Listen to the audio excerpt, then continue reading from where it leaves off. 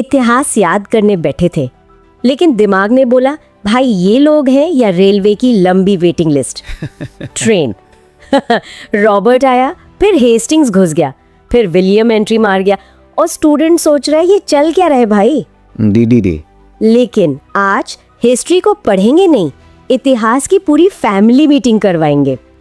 एक ऐसी master trick बताऊंगी जिससे गवर्नर से लेकर आजाद भारत तक की पूरी कहानी आपके दिमाग में ऐसे सेट होगी जैसे फेवरेट रील का डायलॉग। वार्निंग, ये वीडियो देखने के बाद हिस्ट्री भूलना इलीगल लगने लगेगा। और ये चेतावनी बिल्कुल सही है, क्योंकि इतिहास के पन्नों को हम अक्सर सिर्फ तारीखों और नामों का एक उबाऊ गट्ठर मान लेते हैं, एक ऐसी लिस्ट जिसे एग्जाम पास करने के लिए बस रखना पड़ता है। लेकिन अगर हम उन पन्नों के पीछे की असली राजनीति, अर्थशास्त्र और सत्ता के उस भयंकर खेल को समझ लेना, तो यही इतिहास किसी बेहतरीन पॉलिटिकल थ्रिलर से कम नहीं लगता। आज की इस विस्तृत चर्चा में हम ठीक यही करने वाले हैं। बिल्कुल। और चलिए इसे थोड़ा खोलकर समझते हैं। हमारी आज की इस क्लास में जितने भी स्टूडेंट्स जुड़े हैं, मैं चाहती हूँ कि आप सब अपने दिमाग में एक तस्वीर बनाएं। कल्पना कीजिए कि आपके सामने एक पुरानी विंटेज सी मेज रखी है और उस मेज पर 3 पीतल की भारी नेम प्लेट रखी हुई हैं। हाँ, वो पुरानी भारी नेम प्लेट्स जो अक्सर बड़े सरकारी दफ्तरों के बाहर दिखती हैं। एकदम वैसी ही। जो पहली नेम प्लेट है उस पर थोड़े पुराने अक्षरों में लिखा है बंगाल का गवर्नर और उसके ठीक नीचे साल गुदा हुआ है 1757। प्लासी के युद्ध के ठीक बाद का समय। हाँ, और फिर दूसरी नेम प्लेट की तरफ देखते हैं। ये पहली वाली से थोड़ी और बड़ी है। इस पर चमकते हुए अक्षरों में लिखा है भारत का गवर्नर जनरल और साल है 1833। मतलब सत्ता का दायरा अब सिर्फ एक सूबे तक सीमित नहीं रहा, पूरे उपमहाद्वीप तक पहुंच गया। और फिर आती है तीसरी, सबसे भव्य और सबसे भारी नेम प्लेट, जिस पर बाकायदा ब्रिटिश महारानी का मुकुट यानी क्राउन बना हुआ है और इस पर लिखा है वायसराय, साल 1858। तो सवाल ये है, क्या ये सिर्फ अलग अलग नाम या प्रमोशन वाले पद थे या इसके पीछे कोई बहुत बड़ा सत्ता का डिजाइन काम कर रहा था? अगर हम इसे बड़ी तस्वीर से जोड़कर देखें तो ये तीनों नेम प्लेट सिर्फ धातु के टुकड़े या पदनाम बिल्कुल नहीं है।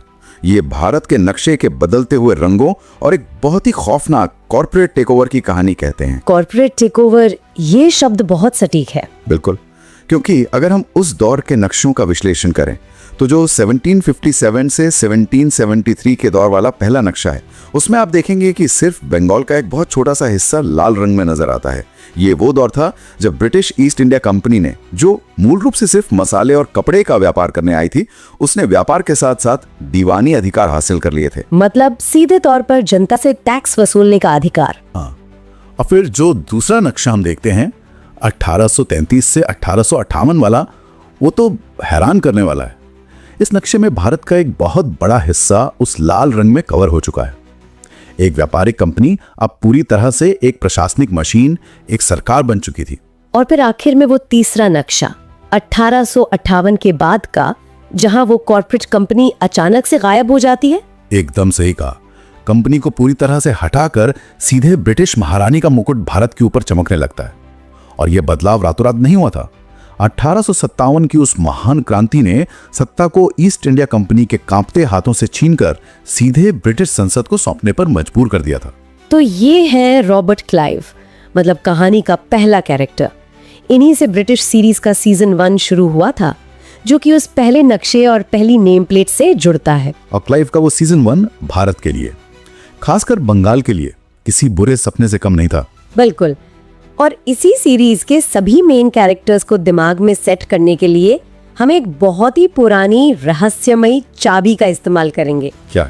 इमेजिन करो, एक एंटीक चाबी है जिस पर एक लाइन खुदी हुई है, रॉबर्ट है विलियम की मौसी। ये सुनने में बहुत ही मजेदार और अजीब लाइन है, लेकिन सत्ता के हस्तांतरण का पूरा ब्लूप्रिंट इसी एक लाइन में छिपा है ना? चलिए इसे डिकोड करते हैं कदम दर कदम। सबसे पहला शब्द है रॉबर्ट।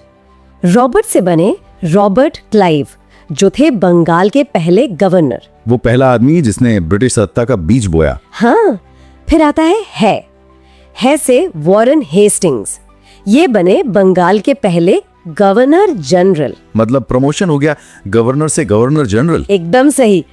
फिर शब्द आता है विलियम। विलियम से बने लॉर्ड विलियम बेंटिक, जो प्रमोट होकर बने पूरे भारत के पहले गवर्नर जनरल। सत्ता बंगाल से निकलकर अब पूरे भारत पर काबिज हो गई। फिर आता है की से लॉर्ड कैनिंग, जो बने भारत के पहले वाइसरॉय। 1857 की क्रांति के ठीक बाद वाले शासक। आजाद भारत के पहले गवर्नर जनरल। और आखिर में सी से सी राजगोपालाचारी, जो स्वतंत्र भारत के पहले और आखिरी भारतीय गवर्नर जनरल थे। तो ये पूरी क्रोनोलॉजी एक ही लाइन में सिमट गई। देख रहे हो, फैमिली चेन बन रही है। इसलिए ट्रिक का नाम है रॉबर्ट है विलियम की मौसी। नाम मत याद करो, फ्लो याद करो। हिस्ट्री में टॉपर वही बनता है जो कहानी समझता है, रटना नहीं करता। और ये फ्लो समझना इसलिए भी जरूरी है क्योंकि ये सिर्फ नामों की लिस्ट नहीं है। ये फ्लो हमें बताता है कि कैसे हर एक शासक और हर एक नए पदनाम के साथ इतिहास के अलग अलग कालखंड आपस में जुड़ते हैं। कंपनी का लालच कैसे साम्राज्यवाद में बदलता है, ये इस क्रम से साफ हो जाता है। तो चलिए अब हम इतिहास के 7 सबसे महत्वपूर्ण चेहरों की डिकोडिंग करते हैं। स्टूडेंट्स, इमेजिन करो कि आपके सामने दीवार पर 7 सुनहरे फ्रेम वाली तस्वीरें टंगी हैं। हम एक एक करके हर तस्वीर का पर्दा हटाएंगे। तो पहली तस्वीर है वॉरेन हेस्टिंग्स की। टाइमलाइन है 1773 से 1785 और इसकी मास्टर ट्रिक है हंसते में फिक्स किया।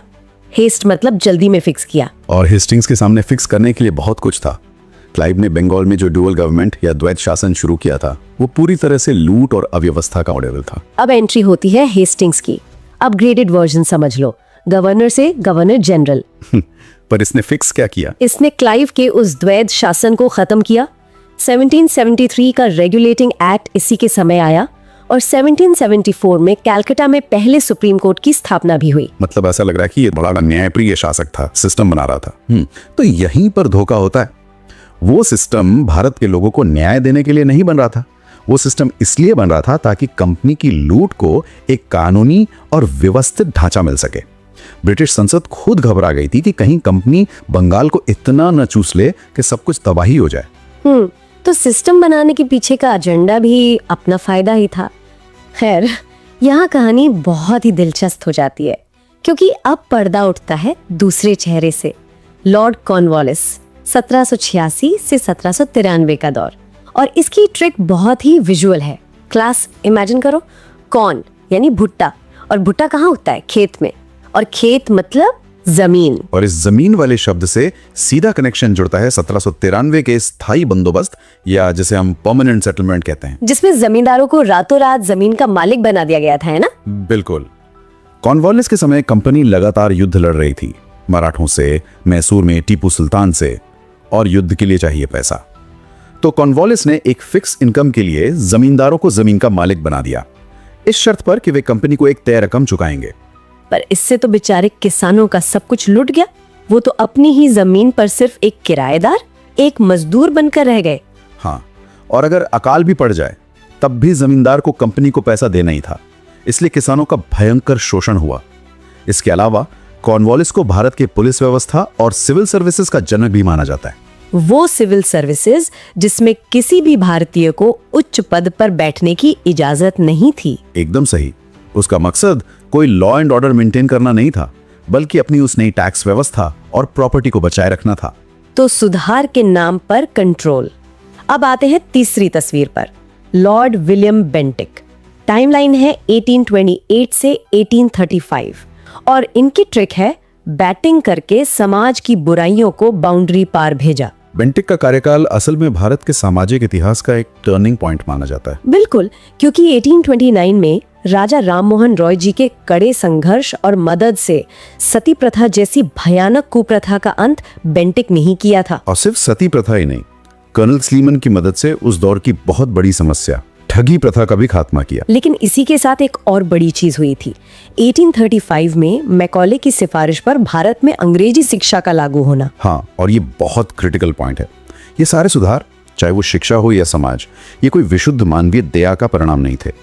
ब्रिटेन में इंडस्ट्रियल रेवोल्यूशन आ चुका था, उन्हें अपने कारखानों के माल के लिए एक बाजार चाहिए था, और मैकाले का स्पष्ट विजन था कि हमें भारत में एक ऐसा वर्ग तैयार करना है जो रंग और खून से भले भारतीय हों, लेकिन अपनी पसंद और सोच से अंग्रेज हों। मतलब उन्हें बाबू और क्लर्क चाहिए थे जो उनका एडमिनिस्ट्रेशन सस्ते में चला सकें और उनके पश्चिमी सामान के ग्राहक बन सके। एकदम सटीक विश्लेषण। तो अब पर्दा हटाते हैं चौथी तस्वीर से। और ये नाम सुनते ही इतिहास में जैसे कोई सायरन बजने लगता है। लॉर्ड डलहौजी 1848 से 1856, और इसकी ट्रिक भी इसके नाम की तरह ही है। दाल में काला था, रेल भी लाया पर हड़प भी की। डलहौजी सच में एक दोधारी तलवार था।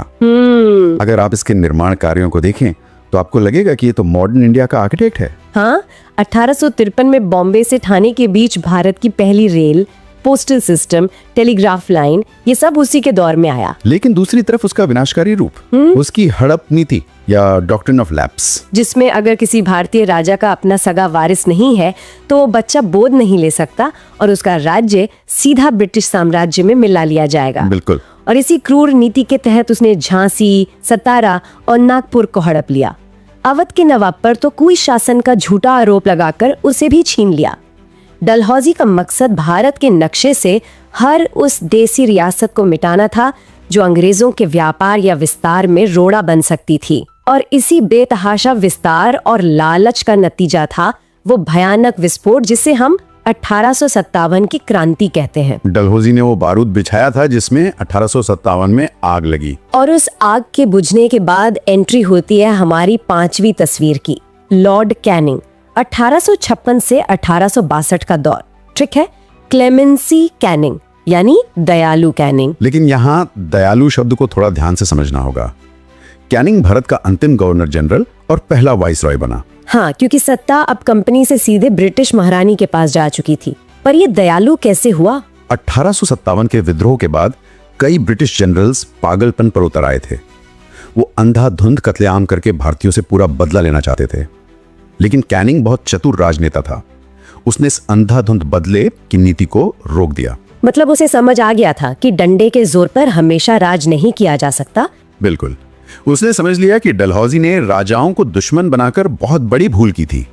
इसलिए कैनिंग ने नर्म नीति अपनाई, बचे हुए राजाओं को ब्रिटिश क्राउन का वफादार सहयोगी बना लिया, ताकि भविष्य में अगर कोई ऐसा विद्रोह हो तो ये राजा अंग्रेजों के लिए ढाल का काम करें। तो वो दया असल में एक पॉलिटिकल सर्वाइवल स्ट्रेटेजी थी। खैर, अगर अभी तक याद हो गया तो कमेंट में लिखो, हिस्ट्री अब इजी है। हाँ। और मुझे लगता है कि इस डीकोडिंग के बाद अब चीजें बहुत विजुअल हो गई होंगी। तो क्लास, अब वक्त है एक छोटे से रैपिड फायर गेम का। अपने दिमाग में इमेजिन करो कि आपके सामने कुछ शब्द है और आपको धागों से उन्हें सही जगह मिलाना है। चलिए देखते हैं पुरानी ट्रिक्स कितनी याद है। पहला शब्द है कॉर्न। कॉर्न यानी भुट्टा, खेत, मतलब स्थायी बंदोबस्त और कॉर्नवालिस। बिल्कुल सही। दूसरा शब्द बैटिंग। बैटिंग करके बुराइयां बाउंड्री पार, मतलब सती प्रथा का अंत और विलियम बेंटिक। और तीसरा रेल और दाल। दाल में काला था, मतलब डलहौजी और उसकी हड़प नीति। एकदम परफेक्ट। अब इस लिस्ट में मैं 2 नए छुपे हुए नाम पेश कर रही हूँ जिन्हें जानना बहुत जरूरी है। पहला नाम है जेली। जेली? ये तो बहुत अजीब शब्द है इस हिस्टोरिकल कॉन्टेक्स्ट में। जेली मतलब लॉर्ड वेलेस्ली। ट्रिक ये है कि राजाओं को जेली की तरह मीठा बोलकर फंसा लेना। हाँ, मतलब वेलेस्ली की सहायक संधि या सब्सिडरी अलायंस। बिल्कुल। ये संधि तो सच में ब्रिटिश कूटनीति का एक मास्टर स्ट्रोक थी। वेलेस्ली ने देसी राजाओं को बिना लड़े पंगु बना दिया था। उसने राजाओं से कहा कि हम आपकी सुरक्षा करेंगे, लेकिन आपको हमारी ब्रिटिश सेना का खर्च उठाना होगा और अपने दरबार में हमारा एक रेजिडेंट बिठाना होगा। मतलब राजा अपने ही खर्चे पर अपनी आजादी अंग्रेजों को बेच रहे थे।